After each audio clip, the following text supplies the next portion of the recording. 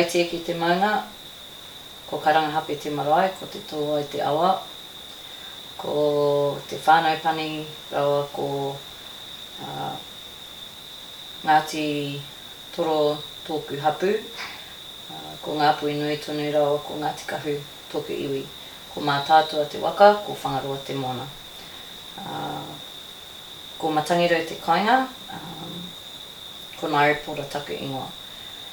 At the moment we are sitting here in Matangiro. This is my home and a very special place for me where my tupuna before me sat, fought for, cried over, still fight for, still fight over. This is our papakainga, this is our tūranga waiwai.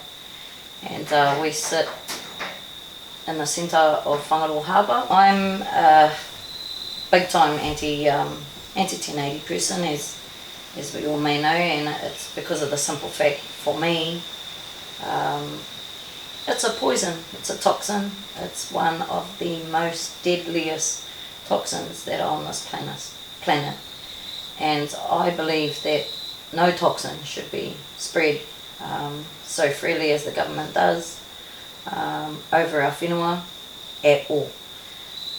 Being that any toxin that is laid, no matter how they say it's supposed to help our wildlife, our ngahere,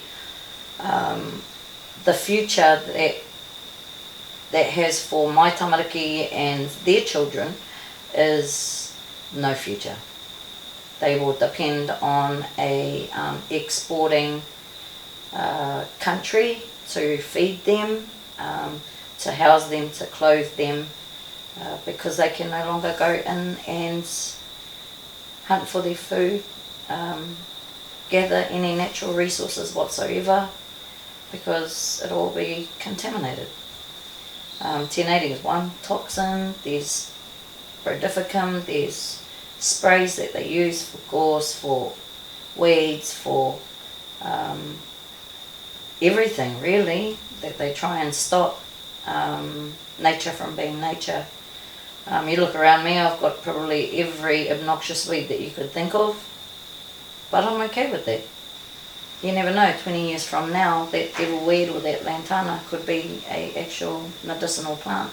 But because they look at it as a weed, they don't really look at it to do something else.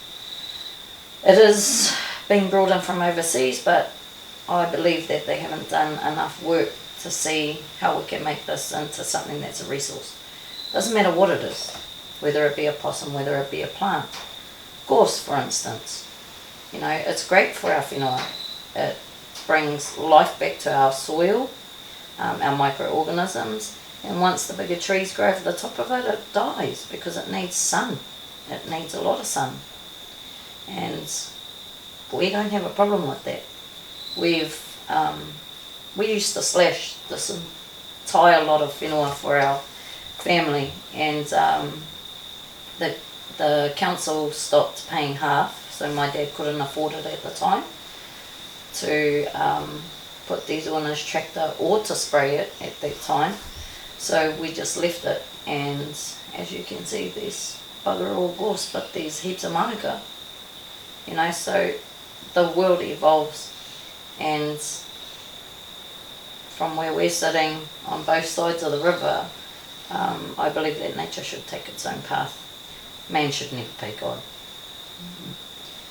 So the 1080 aerial job was done down in the harbour, in the Wairako area, which is what they say is dock managed land. And then our actual land is Ranfurly Bay, but at that time that wasn't given back to us then, so they did the whole lot. And they also did a very difficult operation on our island, which is Stevenson's Island. The impact that it had, you know, my nan used to go up the Wairako stream. We used to get off the dinghy, and she'd go in and she'd pick her kawakawa, her tupakahi, her kumarahau, would go in there and collect her Māori rongoa at the certain times that she needs to collect them, when they're flowering or when they're at a certain phase of their cycle. in the movements of the moon. And we always used to get, I remember being little and we always used to get greeted by the kiriru, the wood pigeon, and we went in there and heard nothing but dead silence. And then we walked up the track, which is on the left hand side of the river when you go up there, and we stumbled upon, at that time they were actually using carrots, and there was jam and all that kind of stuff all over the place. It wasn't very well thought out. It was, we're going to kill them, because that's what they did, I suppose. And then not that far down, my nan knocked into one of the kiriru that used to sort of greet us every time we went there. And she just bawled, and I still remember hearing that cry. Yeah. And so I had to put my nan back in the dinghy and bring her back here. You know, we didn't have a motor, so we rode all the way up there, and it's far. It's very far. And we rode back, and my nan says to me, what has happened? And I was only a little girl. I says, I don't know, Nan. Somebody's killing the birds. And she goes, for her, she goes, all I could smell was death. And that moment there will always be in my mind, you know, always. And she's never stepped foot on that place ever again to this day. And that was simply from them doing something like that. We didn't even know it was happening, you know, and you would think that a queer of the area should know, but they had no respect for us or what we thought or what we did back then. They just did as they pleased and said, no, this is what's right for you, we're going to do it. And yeah, that stays in my mind. And then they decided that they were going to do an operation with, we have a Stevenson's Island Ahu Whenua Trust for Stevenson's Island, which we refer to as Ririwha. So it's the Ririwha Ahu Whenua Trust. And there are multiple shareholders of that island. I was only young at the time, and my aunties and uncles decided that they would work hand in hand with the government and the Department of Conservation to try and get a hold of all these rats that were just running riot on the island, and they were actually affecting the growth of our mutton birds, our titi. And so they thought, you know, listening to what scientists and the Department of Conservation, they should know better. They decided they would take a whole, like a chest freezer, and it was actually full of bait over. They got to the island, a rogue wave came and flipped the whole barge over. All of the breadifkin went into the water. And so the Department of Conservation and all my whānau that were out there had to go and gather it all back in. And then Doc said, no, look, we'll aerial drop it because it's safer.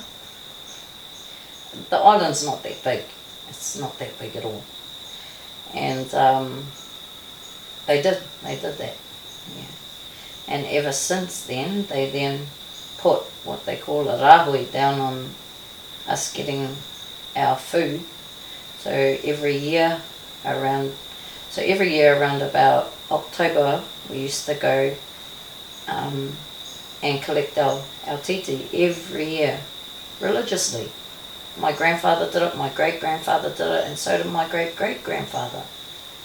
And so all of the people from Whangaroa would go there, whether on their little dinghies that ain't even safe, like probably sinking halfway, you know, got one who's rowing or just got an outboard motor that goes like 2 horse all the way over there, you know, and they will collect their titi.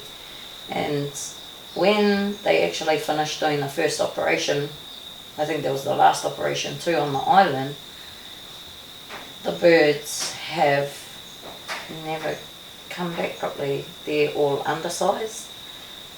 They're really little now. We were told that we can't collect from the island for 7 years. And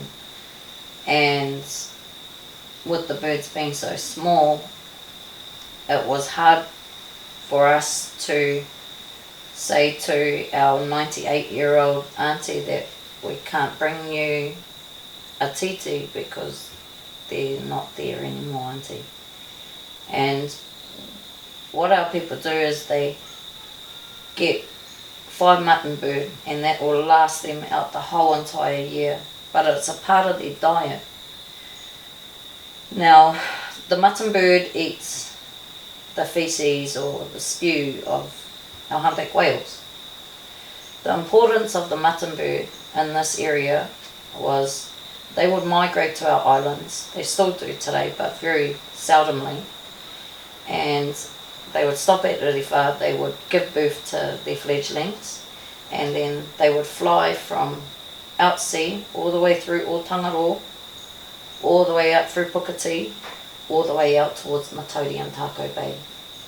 Now, their droppings had such a high content of potassium in it that our floor of our ngahere, our fauna and flora, doesn't get their nutrients anymore. So the impact of toxins has actually collapsed a whole ecosystem from one bird, from them doing that. But they failed to talk about this, don't they? But we know it because we're there firsthand thinking, oh, you know, after all these years we've had to follow suit, and we've even gone against the grain of tikanga and thought we're doing the right thing by revitalising our whenua and our manu, when in all reality what it's done is taken away the natural nutrients they're supposed to go into our forest floors. And I believe that hence why the activation of Kodi dieback has happened, because we no longer get that anymore. Our birds do not fly up there no more. So they say that Kodi dieback, you know, it's a cell that's been activated. Well, yeah, it's been activated, all right, because we're no longer getting the nutrients that our soil needs. The microorganisms aren't breaking down how they used to.